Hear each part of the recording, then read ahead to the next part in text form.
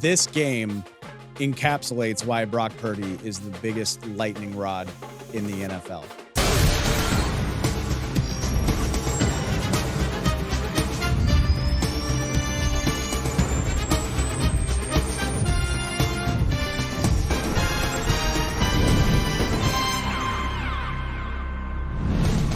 Welcome into the NFL on Fox podcast presented by Verizon. I'm Dave Helman, and we have a Final Four. A very fun divisional round of the NFL playoffs is over, and we now know it'll be the Baltimore Ravens playing host to the Kansas City Chiefs in the AFC, and the San Francisco 49ers playing host to the Detroit Lions in the NFC.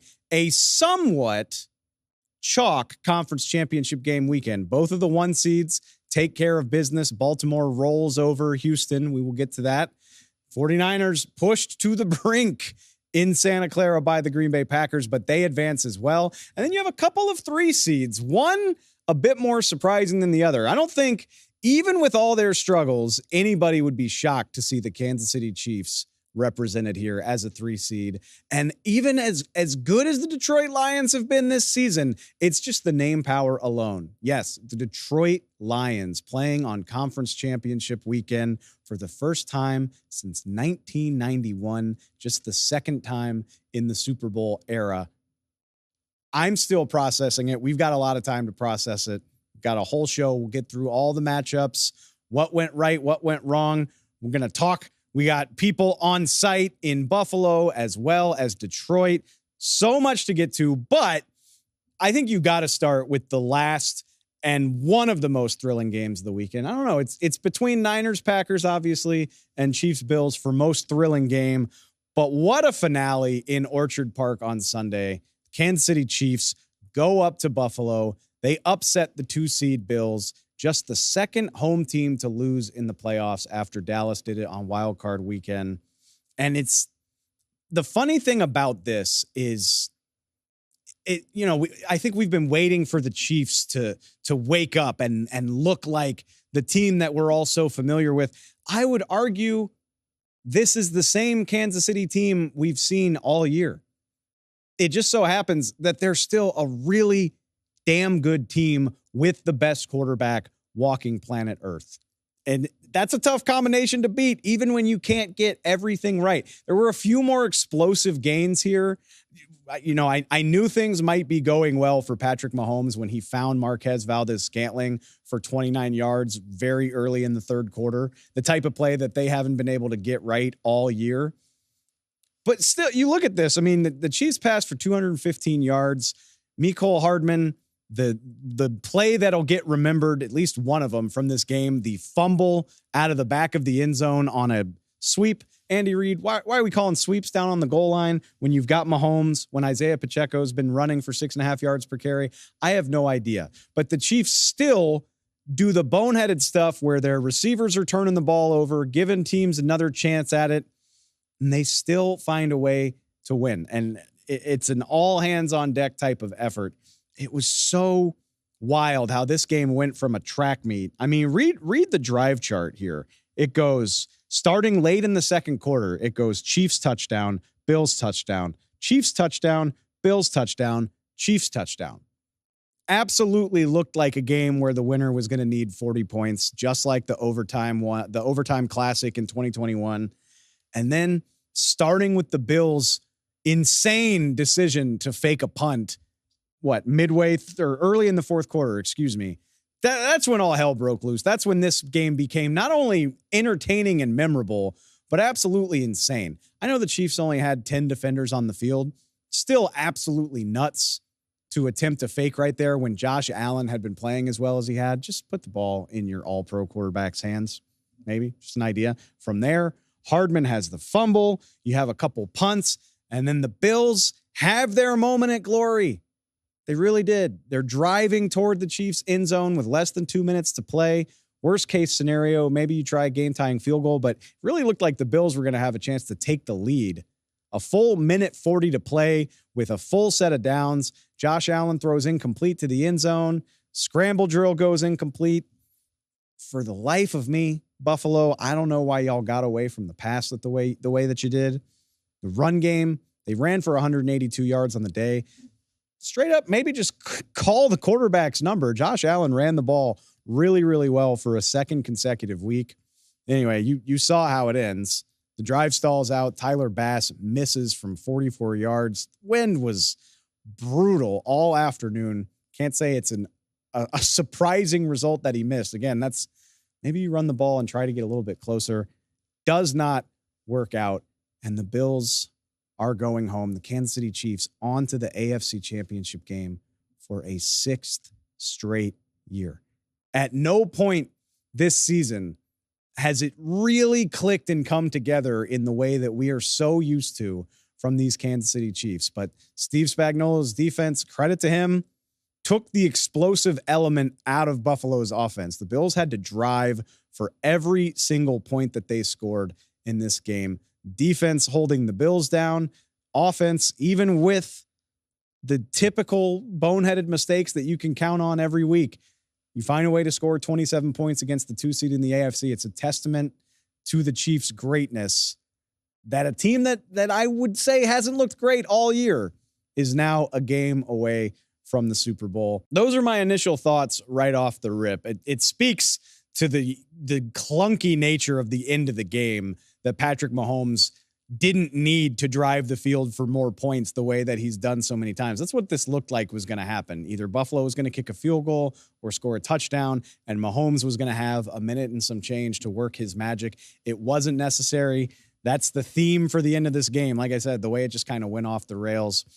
It's a lot to take in. A thrilling game, a fitting piece of this amazing Patrick Mahomes, Josh Allen catalog that we're building in the playoffs. The Chiefs 3-0 against Buffalo in the postseason. And it's a game with so many implications. We'll preview the Chiefs heading into the AFC title game against Baltimore. What does this mean for Buffalo? It's got to be so demoralizing. This felt like the best opportunity so far for the Bills to get past their longtime bully. They fall short. Where do they go from here? How do they try to keep their contention window open? It's a lot to get to. And fortunately for me, I don't have to do it all on my own. Joined now by our buddy Fox Sports AFC East writer Henry McKenna, who was on hand in Orchard Park to take me through all of the madness on Sunday evening. All right, Henry, truly going to the next level, coming to us live from the field out in Orchard Park. So, okay, for starters, you're in these conditions. It looked like a tough evening to be trying that 44-yard field goal. I mean, what was Tyler Bass working with there? Yeah, winds were blustery. You can maybe see some of the flags up over my left shoulder. The winds were pushing the ball for sure. And yeah, the ball is going to be hard and cold. You could probably see the steam coming off my breath. Not an easy night to play on special teams. And certainly not an easy night to be a kicker. That said, excuses can't really come into play. This is where, he plays. This is where he practices. He's the Buffalo kicker. They're in Buffalo. These are the conditions that he's going to work with. You got to tie the game there. And it's just a heartbreaker for Buffalo, obviously. Tough finish. And it's too bad that it came down to that, too, because I think would have been great to see if Patrick Mahomes could come back on that final drive and maybe actually have to win the game a little bit there, or maybe we see overtime. Maybe we kind of get a repeat or finally something different. Thinking back to that 2022 game where Mahomes won, in the divisional round in overtime. And now Allen is 0-3 against Mahomes. It does.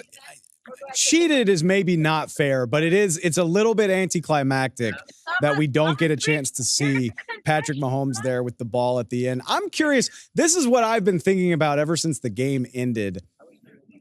I'm confused by Buffalo's decision making there at the end. It felt like the need to be throwing into the end zone, to be going for the win like that, not bleeding clock, knowing that Patrick Mahomes was on the other sideline.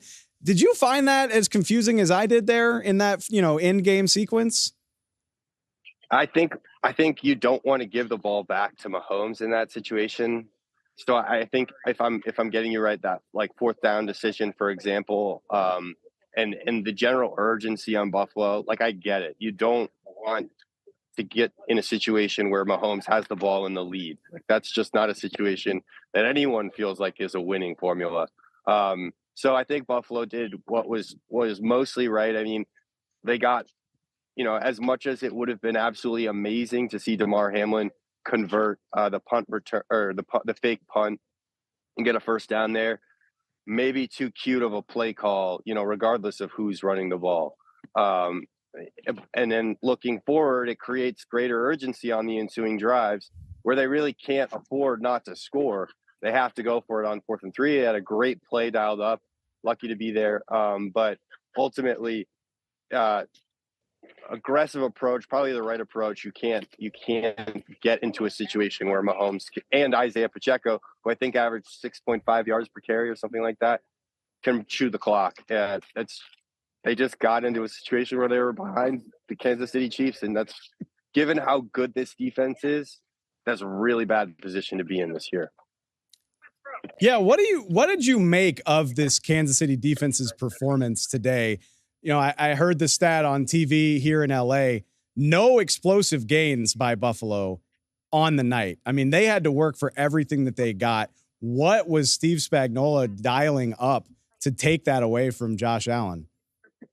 Yeah, great question. I just literally finished talking to Trent McDuffie about exactly that. And you saw the Bills were able to work the ball laterally. And again, to Joe Brady's credit, the interim offensive coordinator, he was doing his very best at using sort of every lateral play that was in their playbook. But that downfield passing was a missing ingredient. There was one great opportunity to Stephon Diggs. He dropped the ball. It was maybe a 50-yard pass. Like, it was an incredible dime from Josh Allen. That was their opportunity. Other than that, mostly saw dink and dunk from Josh Allen, including like his great presence in the run game. The reason for that, like I mentioned, Trent McDuffie at the beginning, was disguises in the defense. This Kansas City secondary has been playing together for a very long time. They run a defensive scheme that is very flexible on the back end, which allows their secondary to switch positions, to show one thing, to improvise even a little bit. McDuffie was saying, he was like, sometimes we're sort of playing our own defense. We're making up our own defense on a given play, just sort of by communicating in the flow of the play. So essentially, they were throwing a very smart defense, a very complicated defense at Josh Allen, and he didn't trust his eyes downfield enough to target certainly not the middle, and certainly not like the deep third past the 20-yard line. So you just had Steve Spagnuolo and his cornerbacks and safeties sort of at a higher intellectual level than Josh Allen for basically 60 minutes. And that's a tough thing. I mean, that's why we saw him contained in the passing game. That's why we saw him running so much on third down. And damn near pulling it off, damn near doing it all on his own. I'm curious, you're our AFC East writer. The Bills are one of the teams that's your specialty. This is, I mean, it's a tough night in Buffalo. It's going to be a tough couple of weeks there. Where do you see this team going? Obviously, I would say more needs to be done to boost the offensive side of the football, give Josh Allen something to work with. James Cook had a breakout year. I would argue with Gabe Davis potentially leaving, you need even more on that side of the ball. But then at the same time, a really solid veteran defense, but a very injury-prone defense with how many veterans they have there. What do you think is the key to trying to build this thing back up and make another run? Yeah, it's tricky because Brandon Beane, the general manager, spent all of last offseason saying, hey, I'm not going to make a big splash. I'm going to spend responsibly. This is going to be our get right year from the salary cap. Well, guess what? They are in the bottom 5 in salary cap space for next year. They are like $30 or $40 million over the salary cap. So they are not in a super flexible situation as they try and figure out how to better this team. I mean, on paper, you're like, how could you make this team better? They are a really good football team when they're healthy. And like you mentioned, they were simply not healthy, especially on defense, where at every position they were quite thin, maybe except defensive tackle. But even there, they dealt with some injuries. So I think the question is, like, how do they get over this hurdle? Josh Allen is 0-3 against Patrick Mahomes. And I don't think it's because, at least tonight, Josh Allen is that, the gap between Josh Allen and Patrick Mahomes is that significant. It's not 0-3. Like, that doesn't measure, just how far they are in talent. Those two quarterbacks should be much closer. And so they've got to figure out, and maybe it's a little bit of coaching at the top level, why that separation is still there, and why it seems like Patrick Mahomes can really just control these games, even when Josh Allen is the type of quarterback that should be coming away with a win. I mean, there's no other way to say it. He should have a win against Patrick Mahomes by this point. You have to question maybe even Sean McDermott, whether he's doing enough right now for this team.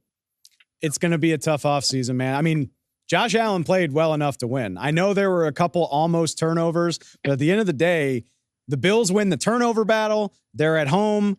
They get an overall phenomenal night from Josh Allen, and it's not enough. I don't know what it's going to take, and I don't envy Brandon Beane and Sean McDermott and everybody that has to figure it out, but at least we get to watch some thrilling football in the meantime. It was a really fun one. Henry, please do me a favor. Go get warm, man. Please get out of the conditions, but I do appreciate it.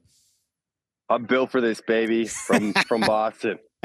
Take care, man. Take care. Let's take it from Bills Chiefs to the other divisional round classic on Saturday night. It was the nightcaps that had all of the action on divisional weekend. San Francisco 49ers rally back from a fourth quarter deficit. They fend off the upstart Green Bay Packers 24-21. Missed field goal loomed large in this one as well. The weather was crazy. And then you get Brock Purdy guiding the Niners on a last-second touchdown drive in the final moments to prevent the upset. My guys, Kevin Burkhardt and Greg Olsen, have been hoping for a classic for weeks. And on Saturday night, they finally got it. All right, guys. I mean, I don't know what to say. Not the most memorable night of Brock Purdy's career, right up until he had what I think is the best moment of his career. What came together there on that final drive to put the Niners in front? I think questions, forget about what the rest of the night was. Questions about Brock Purdy, forget about it, right? I mean, how tough do you want to see the toughness from him on that last drive? And of all things, on that big third down, he hits Chris Conley, who's barely played to keep the drive alive. His best throw in the night. Listen, when you evaluate top-tier NFL quarterbacks, yes, has he played better games? Was he as sharp? Did he have a couple?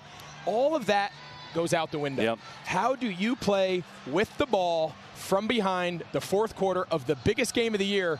What do you do? And the results speak for themselves. He came through when his team needed it the most. His best drive, his most memorable drive of his young career, and they weren't great. They weren't the dominating offense we've seen throughout the course of the season, but considering the situation, they were good enough. It's funny the way this works, because for a lot of that fourth quarter, I'm sitting there thinking, okay, these defensive miscues could be the reason the Niners are at home. Instead, they get a week to work on it heading into the NFC Championship game. Green Bay with a lot of success on the ground tonight. I'm curious, what adjustments, if you're the Niners defensively, do you make as you get ready for this NFC Championship game? Look, I think here's the bottom line, Dave, right? I think the Packers have played great the second half of the year, and I think they played well again until a point when the Niners defense, as great as they are, said, okay, enough. Dre Greenlaw picked off 2 passes in the second half. They got a huge stop between that as well. When the money was on the table, the Niners defense was awesome. Yeah, very similar to Brock Purdy. Yeah. Again, not perfect, not the dominating fashion we've seen so many times from this 49ers defense, but there in the fourth quarter, when they needed stop after stop to give their offense enough possessions to give them a chance to get back down there and take the lead, it's exactly what they did. The 2 takeaways were huge. Got a big stop. I mean, you have to just give all the credit in the world. When you don't play your best and you have a team that's coming in as hot as anybody in the league, in these conditions, this situation, survive and advance. What a fun one. Niners survive, Dave. The #1 seed moves on. Such a great game, and hopefully a sign of what's to come next weekend. We'll talk to y'all then. Appreciate it, guys. All right. Thanks, buddy. If you ever needed to explain it to somebody, you now have the perfect example for why Brock Purdy is one of the most polarizing players in the NFL. Why can't anybody seem to agree? Whether he's the reason for the Niners' success or just some guy who happens to play on the most talented offense, this was the game. Because let's be very blunt about it. Brock Purdy was not good against San Francisco. Didn't handle the pressure well, literal pressure in his face. Did not handle the conditions well, the rain. Saw him wiping his hands on his own pads mid-play to try to get a better grip on the ball. His decision-making was off. His ball placement was off. He got away with several throws. He was made to look right on several throws by guys like Brandon Ayuk, George Kittle, taking passes, big-time yak, making circus grabs. This is the type of stuff that only the Niners have 5 different guys who can make these plays. And yeah, then there's Christian McCaffrey continuing to be the engine of this offense, 130 total yards and 2 touchdowns. Not a memorable night from Brock Purdy until there's less than 2 minutes to play. Packers miss a field goal. Purdy gets the ball back and proceeds to go to work. Makes 2 of his best throws of the night on the final drive. Guides the Niners down into the red zone where they take the lead. He was nails when it matters. And somehow both of these things are true. A bad night, an incredibly impressive clutch ending. Sure to spark a healthy debate heading into the NFC Championship game. So what's the answer? Is Brock Purdy driving this souped-up sports car that is the Niners offense to the NFC Championship game? Or is he merely along for the ride? This won't go over well in our hot take society. I think the answer is both. I think you can be both of those things at the same time. But what I think doesn't matter. What does Brock Purdy think? He caught up with our own Aaron Andrews right after the game. But that final drive, your best one of the night, why? What was the difference, Brock? Man, it's a team effort, you know. Defense is making their stops, and we're like, man, we got to do something. And for myself, it's like, calm down, go through your reads, take what they give you, and put a drive together. And we needed it when the season was on the line. What were you seeing out of Green Bay's defense? Why were things so difficult? The weather, what? Yeah, I mean, yeah, the weather, but that's football, man. You got to overcome that. That was early on, but after a while, it's like, man, I got to get into a rhythm. I got to hit guys that are open. That's on me. And, you know, overall, we got to find a way to win. It's playoff football. You're going to get their best. And we made it work. Hey, you told us you went back this week and looked at games, former players, yourself, in the postseason. When you go back later on in your life and you watch that final drive in this game with yourself leading your team to the NFC Championship game, what are you going to see? Yeah, I mean, obviously, it's 4 quarters for a reason, you know. So the way I started, it's like, man, I gotta be better. You gotta play efficient football. But when it comes down to it, when the season's on the line, like you gotta make it happen for your boys around you. So when I watch the film down the road in my life, you know, that'll be a good one to watch. We'll see you next week. Yep, thank you. Go Niners. I think Packers fans probably need a grace period to mourn this one before they move on. I get it. They're a young team. Maybe they weren't supposed to be here, but let's not sugarcoat it either. Missed opportunities are missed opportunities. And the Packers went toe-to-toe with the best team in the NFC and had a damn good chance to beat them. You don't know how often these opportunities are going to come around. So it is a disappointment. It is a heartbreaker. Even if you would have gladly taken it 2-3 weeks ago, it's fair to chalk it up as a missed opportunity. But when you're done mourning it here in the days and weeks to come, there are few teams in the playoff field with a brighter looking future than the Green Bay Packers. This was a reset. This was a young team that nobody had expectations for. Very few, other than yours truly, thought that they would make the playoffs this year.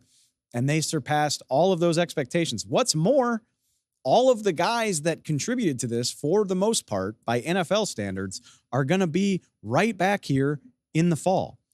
The biggest question with Jordan Love now is, when does he get his extension and how big is it?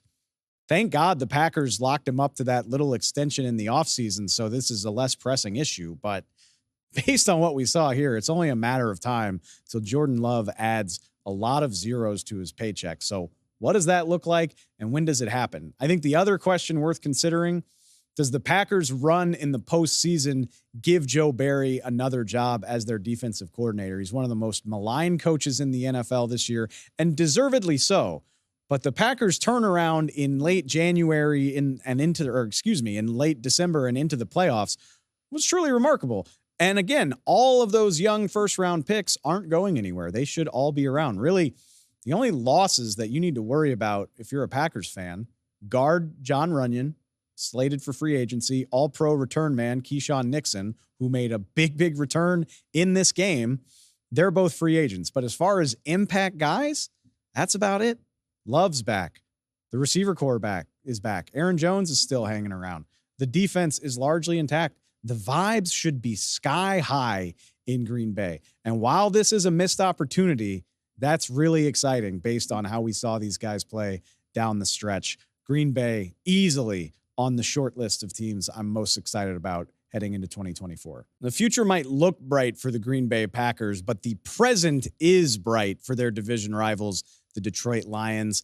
In the year that they won their first division title in 30 years, they are now going to the conference championship for the first time in 30 years as well. If you're going to check one box, you might as well just keep going. A dream season in Detroit continues. The Lions, with their second playoff win in the last calendar week. Truly remarkable times in the Motor City. And we had somebody on hand to talk us through it. Carmen Vitali, our NFC North writer, was at Ford Field for the Lions' big win, 31-23 over Tampa Bay. She joins me now to talk all things Lions Buccaneers. All right, Carmen, let's start off with the atmosphere. A week ago, you were in a very sad AT&T Stadium for the Cowboys' loss. I'm guessing it was a little bit happier at Ford Field today as the Lions advanced to their first conference title game in 30 years. Yeah, but at the same time, again, it was like, I think I might have missed the vote last week because everybody was real excited about it. But the crowd erupted. Jared Goff is in victory formation, takes those couple of knees to end the game. And the crowd was chanting Jared Goff all throughout the game. They understood the assignment. And this place, there were streamers, there were fireworks, literally inside the dome behind me were fireworks going off. It was a little jarring, if I'm quite honest, but it was an electric atmosphere. It was everything I hoped it would be. They kept the decibel levels going up and up and up and on the video board. So it was loud. I'm surprised I can hear you right now, quite honestly. I wish I could see that firsthand. What was the, and you mentioned, maybe it's business as usual. Obviously, there's an even bigger goal next week in San Francisco.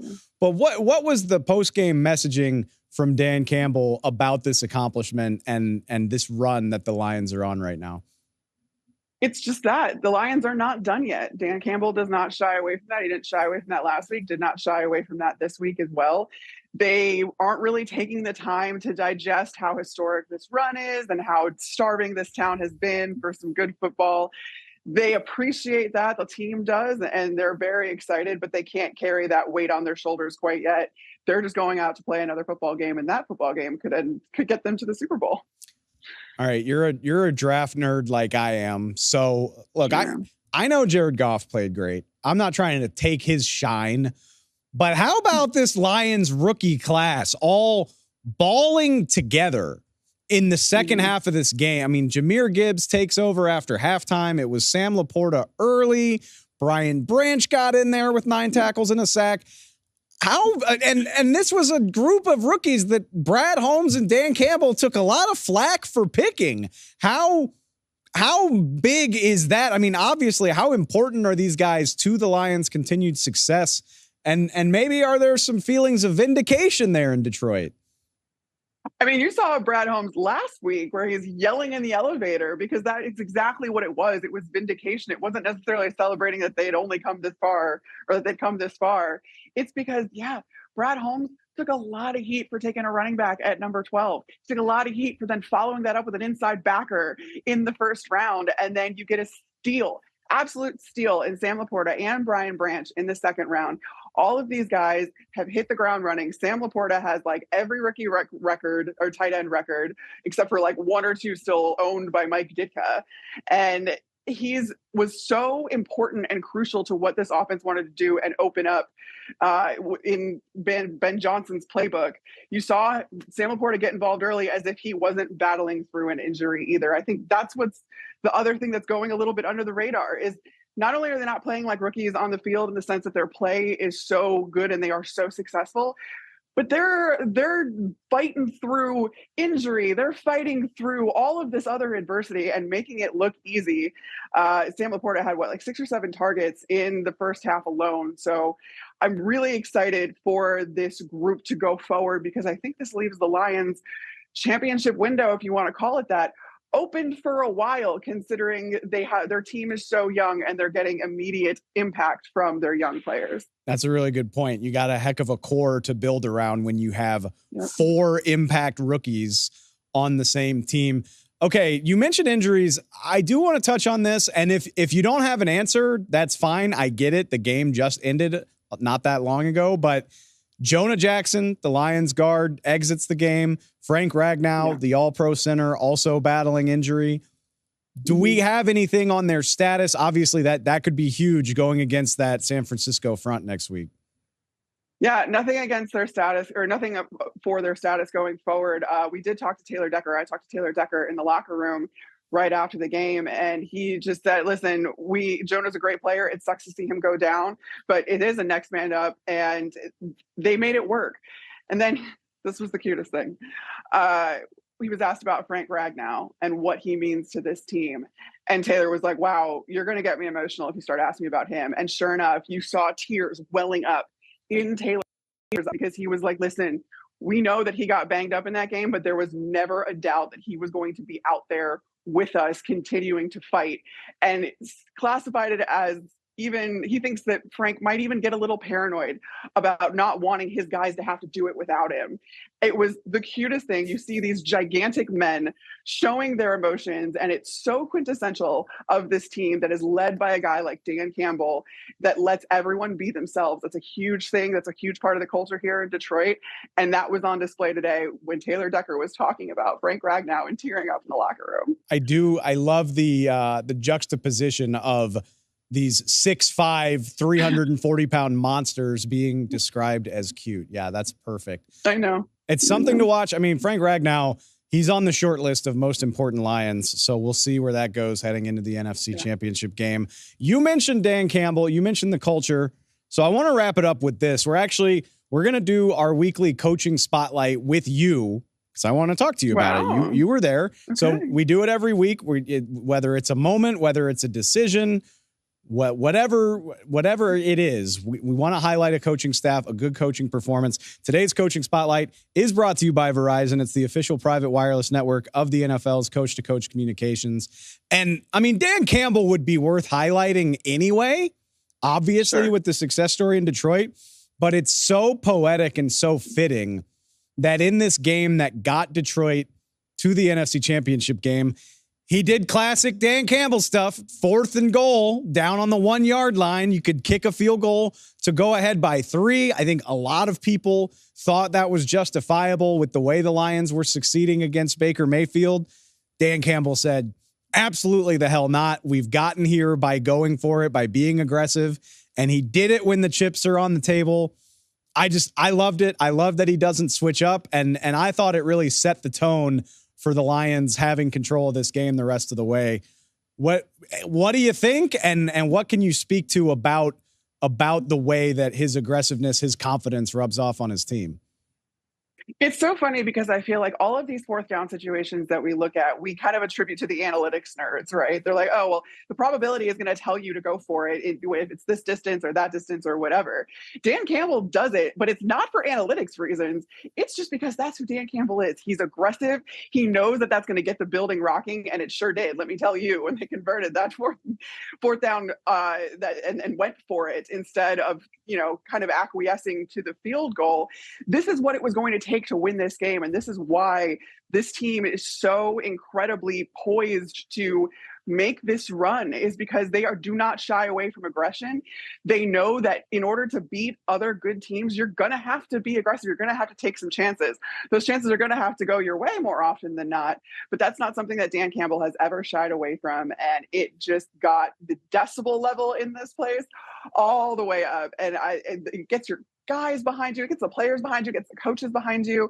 When stuff like that works, it works. And so much so that when it doesn't work out, Dan Campbell has now earned the benefit of the doubt, where you would rather have him go for it than not and be conservative, even if it doesn't work out. I'm highlighting this one decision, but it's just so cool to think of where the Lions were. And I said this on Twitter during the game, people made fun of that speech that he gave when he got hired about biting kneecaps and getting back up. And then lo and behold, the guy went and built that exact team, just like he said. And I think it's really cool that, okay, you built the team, you got here, but then in the big moments, he does not shy away from that ethos at all. I think it's way easier said than done. And I don't know, man, I just think it's really cool. It is really cool. It makes this team so easy to root for. It makes this team so easy to cover. It's been a joy to cover them over the last couple of years.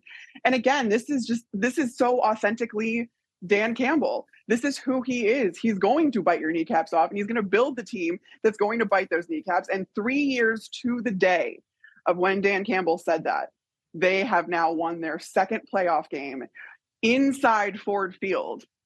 And Dan Campbell delivered on all of his promises. So how do you not root for a guy like that? I don't know the answer. No offense to 49er fans, but I have a feeling that the Lions are going to be a little bit of a sympathetic favorite next week. We'll see how it plays out. I'm going to step out on a limb. The early line is Niners by 7. I'm going to guess Dan Campbell's got some more aggression and some more tricks up his sleeve going out to the Bay to try to pull off that upset. We will see how it goes. Carmen Vitali, thank you so much. Thanks for having me.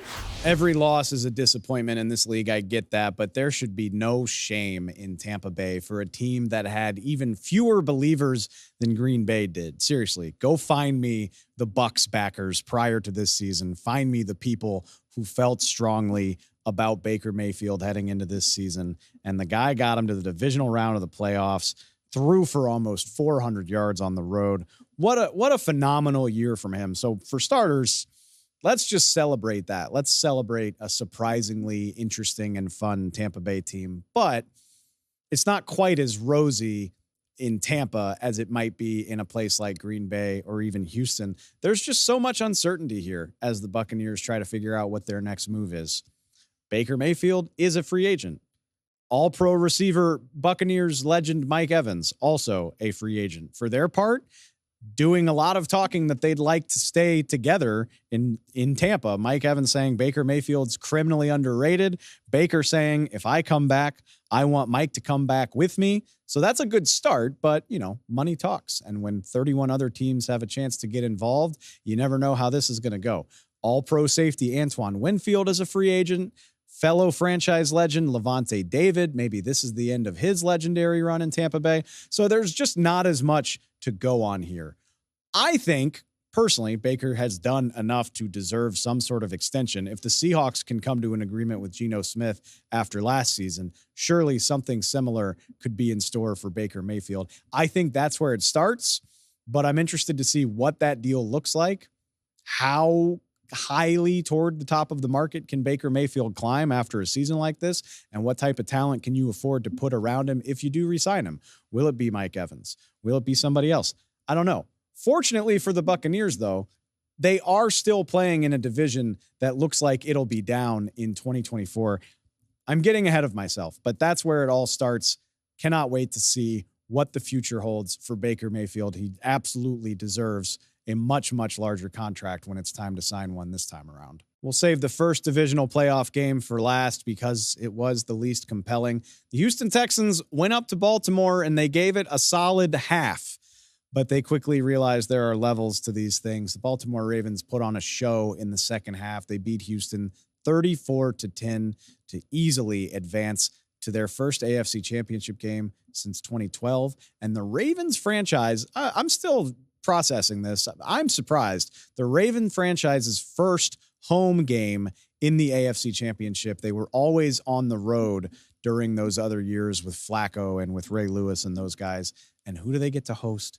Patrick Mahomes, the reigning MVP against the very likely soon-to-be MVP. Just a chef's kiss way to end the AFC season before we get to the Super Bowl. Cannot wait for that game, but let's break down the Ravens win over the Houston Texans. I've got some help from NFL on Fox broadcaster Chris Myers to take me through it. Chris, I'm not sure Lamar Jackson needed to remind anybody of just how good he is, but in a year where he's very likely going to win his second MVP award, puts up 250 all-purpose yards, rushes for 100, 4 touchdowns on the day. I mean, what strikes you the most about this guy and how difficult he is to deal with? Well, I think he has improved, and obviously when he's healthy, it makes a difference. I like his decision-making more and more when I see, and by that I mean when to run, when to scramble to throw, how he stresses a defense, and he gets played a lot of different ways. The spy version, the extra lineman, the extra DB that comes in to kind of chase him and whatever you want to call it.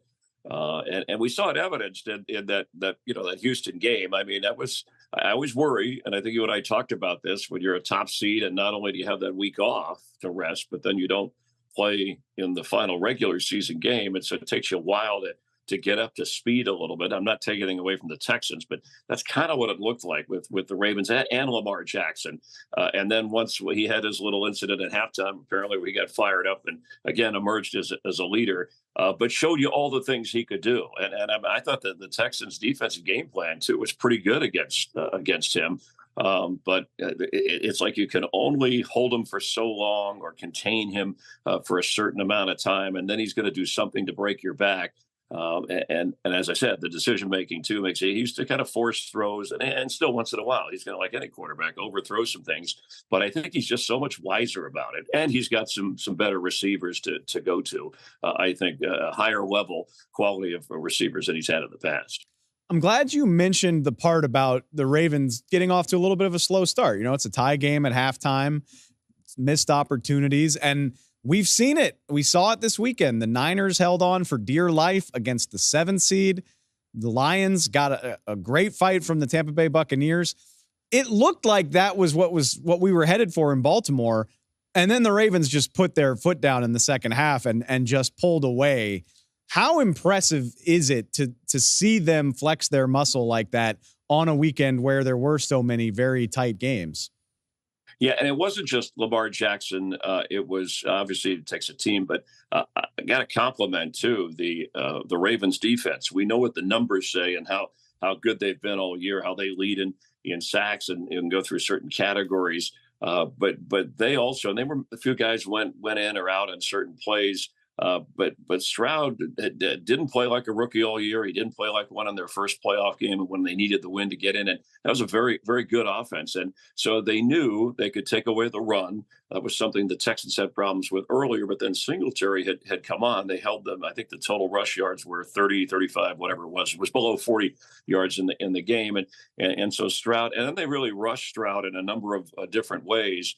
And I think you saw that defense too, kind of. In fact, they kept him obviously out of the end zone. The punt return was the big play. Even though Stroud made some big plays with some of his receivers, he was really running for his safety. It seemed the entire course of the game, and they did that without giving up the big play. Which is what the Texans, when Stroud got hot, he lost Tank Dell, but with Nico Collins and even Dalton Schultz, he was able to still make some of those big plays downfield. So that was impressive. That second half was more representative of what the Ravens are, and that's how they're going to have to win. And because their defense is so good, and then the run game, they ran for over 200 yards, obviously 100 of that from Lamar Jackson. Then they control the clock, and it frustrates the opposition. So that's the part we saw in the regular season when they're up to speed. Now I think they are going to have, that next round is going to be a very difficult challenge. It's going to be a step up from Houston, a more experienced playoff team and quarterback. And I think you'll see Lamar Jackson rise to the occasion a little bit more when he has to. He'll probably have to throw for more passing yards, and I think he'll be confident in doing that. And that's something I've noticed too over the years, and we saw this with Mahomes and Andy Reid, the head coach who normally might think one way, he'll trust his quarterback or offense because of his core. Hey, you want to go for it? We'll go for it. You make the call on this, going for 2, or whether you want to run this or throw this on 4th and 2, whatever. And that's a confidence builder that I think the rest of the team sees. And we've seen that with Harbaugh and Lamar Jackson. And in the playoffs, obviously the stakes get a little higher. It's going to be fascinating on both sides of the ball. Obviously, Lamar Jackson, a huge part of this, but you're right. I think Mike Macdonald, Ravens defensive coordinator, he's been on the radar for most of this season, but such a master class against CJ Stroud. I would imagine he's going to be in the mix for several of these open head coaching vacancies. And the thing that strikes me about the Ravens, it's so impressive how they can do it a variety of different ways. They don't, it's not the Myles Garrett or the secondary full of all pros that some of these other defenses have. It just seems like such a well-oiled machine at all 3 levels. They can dial up any game plan they need. I cannot wait to see which element of that defense they call on in this AFC Championship game matchup. Yeah, and that's a problem when the offenses go up. You just say, okay, we see Aaron Donald is here, Myles Garrett is there. We can focus. They have people coming in different directions, and they're not. I'm taking anything away from their ability, but they all can be the starring role and become that guy for that game. Whether it's a defensive back or somebody, a linebacker coming, and they adjust to the kinds of offenses that they play, and they knew they could do some certain things against Stroud because there wasn't as much of a threat of a running game. And yeah, Macdonald, candidate, Mike Macdonald, as you mentioned, it's funny, just, it seems like at the top of everybody's list for people looking for head coaches, it's usually we need an offensive guy. We want a young offensive-minded guy, the Sean McVay, Kyle Shanahan. When some of the other candidates like McDonald you just mentioned, there's Raheem Morris, and obviously guys like a guy like Bill Belichick, even Vrabel, those are defensive guys who have head coaching success and experience coming from backgrounds. So ultimately they'll decide on the guy, hopefully, and he'll get, whether if it's a defensive guy, he'll get the right offensive coordinator to go forward. But right now, and they've gone through a little bit of a change with some of their coaches over the years. Remember, Wink Martindale used to be there, and yet Harbaugh has allowed that coach to grow into the position and use the players that he has to run his style of defense, and it's worked very, very well. I don't think, I think people thought the Ravens at the beginning of the year, they're going to be a good team. That's a tough division, Bengals, Browns. Of course, a lot of injuries and things happen, but I don't know that a lot of people said, hey, the Ravens are going to be playing for, at home for the chance to go to the Super Bowl. Not at the beginning of the year, and they really earned this. I think that's a really good point. I mean, if you had told me in August that the Ravens make the playoffs, of course, I have no problem believing that. But being the most dominant team in the league basically throughout the season, and now you're playing one game away from the Super Bowl, it is a hell of a success story. And that's one last thing I want to end on. I think this is a fun note. Obviously, the Ravens have experienced so much success since they got to Baltimore. But all of their appearances in the AFC Championship game up until now have been on the road. So this is the first AFC title game in Baltimore since 1971 when it was the Colts. And so for one of the NFL's most old school football cities, I think, maybe keep that in mind. It's not something that should go unnoticed that Baltimore gets to host a game like this for the first time in a long, long time. Yeah, and I'm glad you brought that up. I know, because for old school fans, right, the Baltimore Colts, when you go back historically, just like the original Cleveland Browns. But yes, having this game, and I've called games at that stadium, and I think it was mentioned in the broadcast of the playoff. They don't get. I did some games with Flacco there when they were on playoff runs. Obviously, not a championship game, as you said, even though they've been to the Super Bowl. But that crowd, they are loud. It's an outdoor stadium. They do have an impact, and you saw it. That was one thing I didn't mention. The Houston Texans, who were pretty good about penalties most of the year. Well coached in that regard by D'Amico Ryans. They were double-digit penalties. I think it was 11 or 12. A lot of false start, pre-snap. And so the crowd there being at home for a championship game, look, it's not the magnitude of what we saw with the Lions and the years they waited. But yes, to have a successful team like that and to be able as fans to go there and be a part of it, make noise and make it difficult for the other team. That'll be entertaining to watch. And we know the other team coming in there is going to be a team that's got a very good quarterback and a good coach who's got playoff experience. So that'll be a benefit, just another nugget benefit for the Ravens and for Lamar Jackson and Harbaugh. It's going to be an awesome scene in Baltimore next weekend. We'll see if they can cap off the run. Chris Myers, as always, I appreciate the time, man. Take care. All right, Dave. Good talking to you. Enjoy the rest of the playoffs. No Tuesday show this week, so before we get out of here, we're going to do the power rankings now. Of course, we have to, and it's getting easier. There's only 4 teams still playing, and there were only 8 teams left in the field anyway. This should be pretty short and sweet, so let's get right into it with our next edition of the playoff power rankings. Starting down at number 8, that's everybody that didn't play is going to stay right where they were. Their seasons are over. I put the Buccaneers in 8th. I don't feel great about it. Bucs fans, you know how I feel about your team. I've been supporting Tampa Bay all season long. It was a fun, unexpected run. And they did have a better showing than Houston Texans being my 7th place team. I put the Bucs in last, mainly because, like I said earlier in the show, there's so much uncertainty with that team. Baker Mayfield, Mike Evans, officially out of contract. We don't know where they go from here.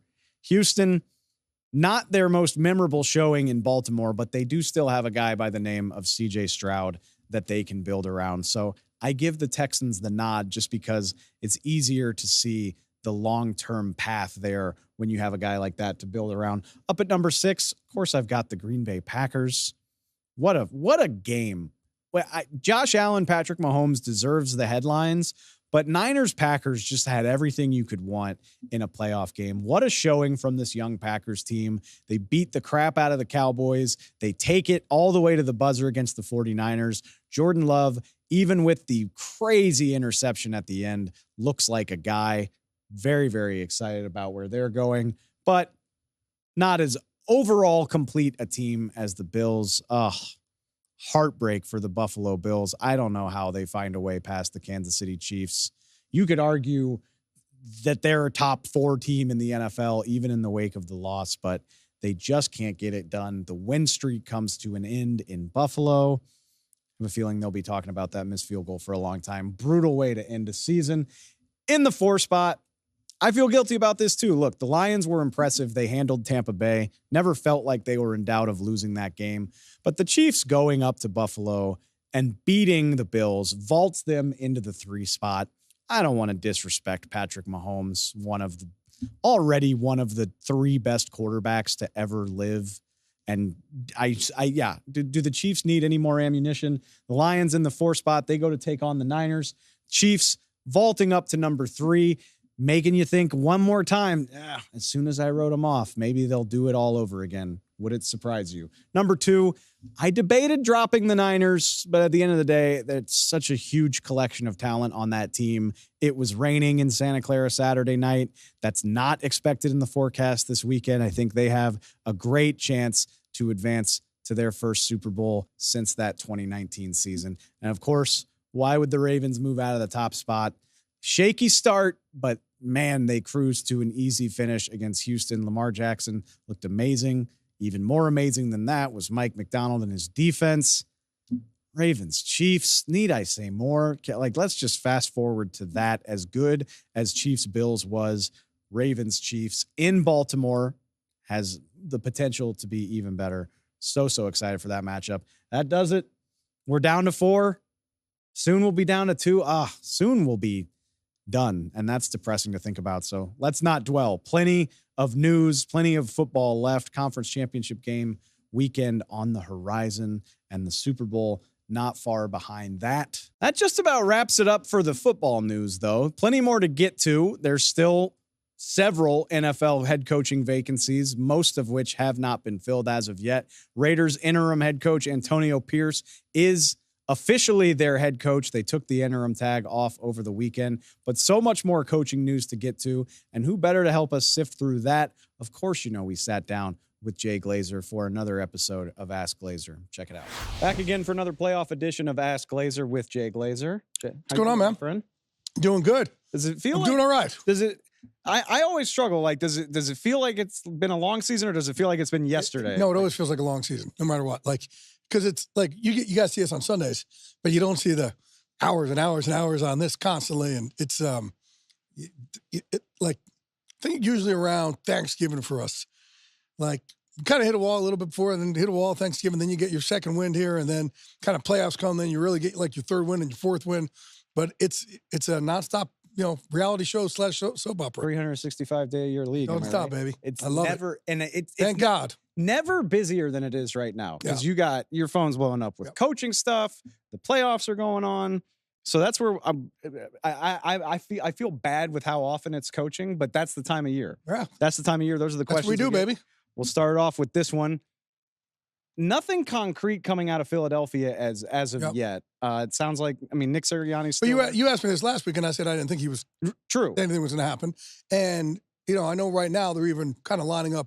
They call around for interviews for coordinators. Right. So if you're fired, you're not going to, start lining up guys. You're not lining up job interviews for other people. The question is, does this feel like a pretty fixable situation in Philadelphia? You lose a couple great coordinators. Here's the thing with Philadelphia. Yeah, first of all, that kind of wasn't talked about enough going into the season. I Gannon and Steichen, that Sirianni and the roster, but no, those two guys, the job that Shane Steichen's done out and with the Colts was phenomenal. And Gannon did a really good job for their defense also.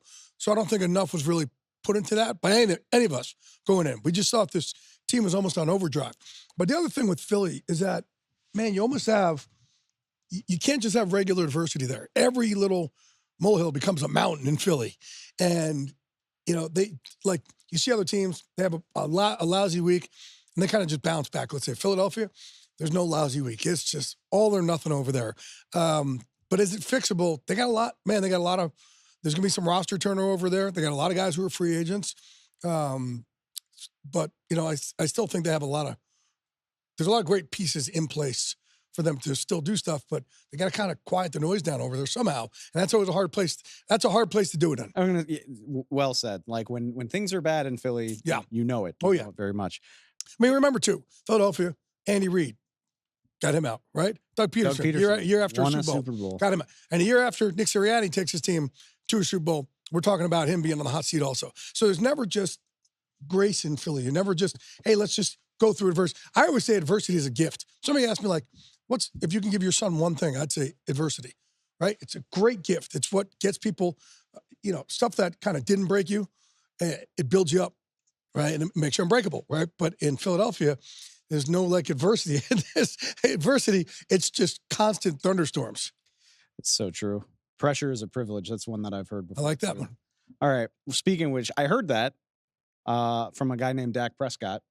Dark week in Dallas. The question here is about Dan Quinn, which I think is really interesting because he's interviewing for head coaching jobs. Obviously ended the season on a down note. If he doesn't get one of those jobs, do you see him back in Dallas or I think they want him back in Dallas. It's just and people keep asking me also about, because here's what happens during this time of year. Everybody who is even looking for something else looks and they start, hey, is this guy going to get one? Is that guy going to get one? Hey, can you this guy? Can you put my name in here? Can you, things like that. And I've, like, for example, one coach this week who was looking to connect with like Dan Quinn and Raheem Morris and a couple of these guys. And he's like, hey, I got another offer, but I kind of need to give the answer today. And I said, dude, these guys are just on Zoom right now, right? You got to wait till these guys are in person before you know who's going to kind of get lined up where. So these coaching interviews, all of them except for Harbaugh and Belichick, everything's been on Zoom. Then next week, you're allowed to interview in person. So you don't really get a great sense of who's going where until those in-person interviews happen. This is purely anecdotal on my part, but because of that, it seems like it's taking teams longer to fill these jobs than. Well, but that's they changed the rules, rule, right? Yeah, they changed the rules for it. And I think I told you this a couple of years ago.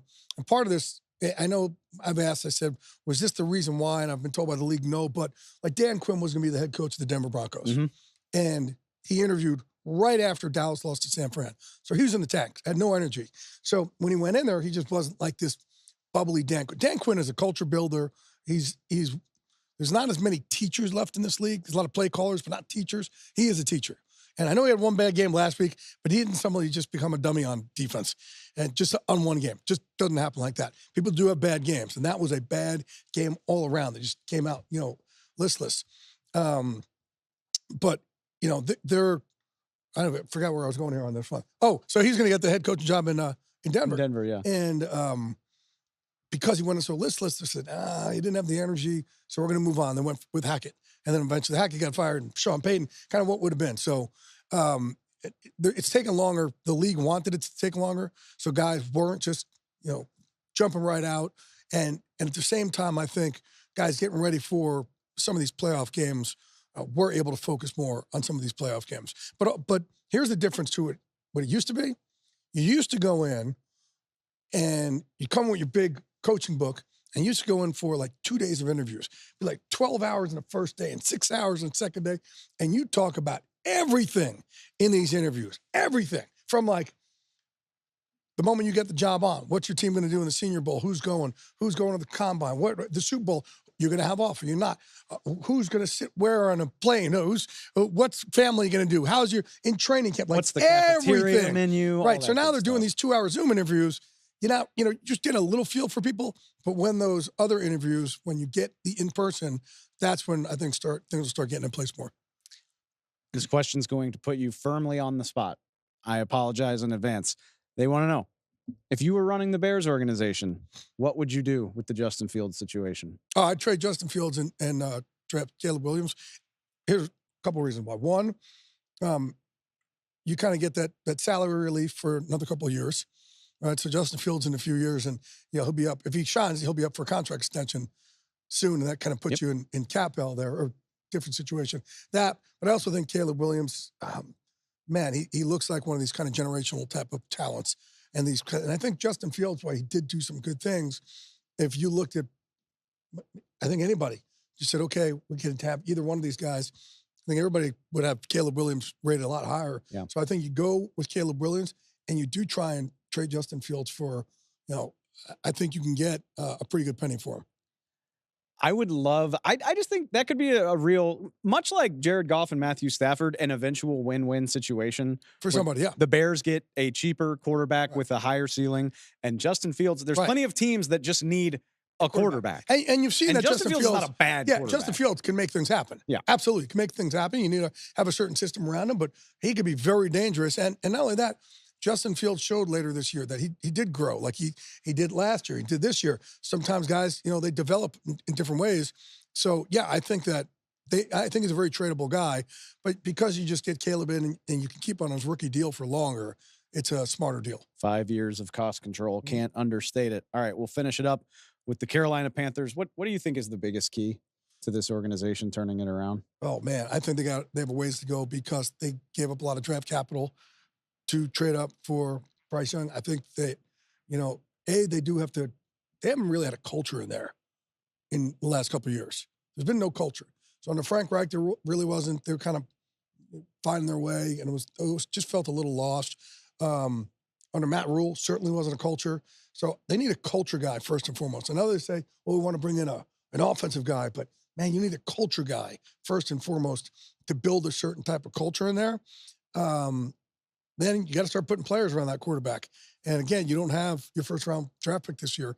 So it's not as easy you're going to have to make sure you do a hell of a job in personnel like a lot of these guys. Look what the Rams did. The Rams have done a great job with some of their later round picks, building up and kind of rebuilding after they mortgaged a lot for the Super Bowl, right? And they came back a lot faster than we thought. 49ers done a great job with a lot of these draft picks. You're going to have to really hit on a lot of these draft picks, not just you obviously don't have your first one, but all the way down the road. Whoever they get, GM and coach, they are going to be up against it for sure. Yep. Jay, you are off to the conference championship game next week, man. Enjoy. Thank you, brother. Appreciate having you in studio all season. It's been great. It's been great, man. I like this. We'll talk to you soon. Absolutely. You gonna miss me? Of course. Come on, seriously. I love our chats. Yes. Seriously. Yes. Honestly, you can open to me here. It's the highlight of the week. Just open up to me. It's the highlight of the week, my guy. Always. Appreciate you.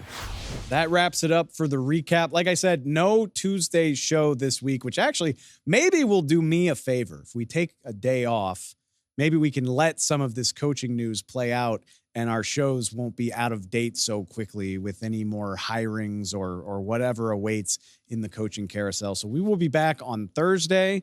I'm going to guess we'll have some coaching updates to get to, not to mention looking ahead to the conference championship games. So much more coming your way. Thank you for joining us. If you haven't already, please go subscribe on Spotify. Find us on Apple Podcasts, wherever you get your podcasts.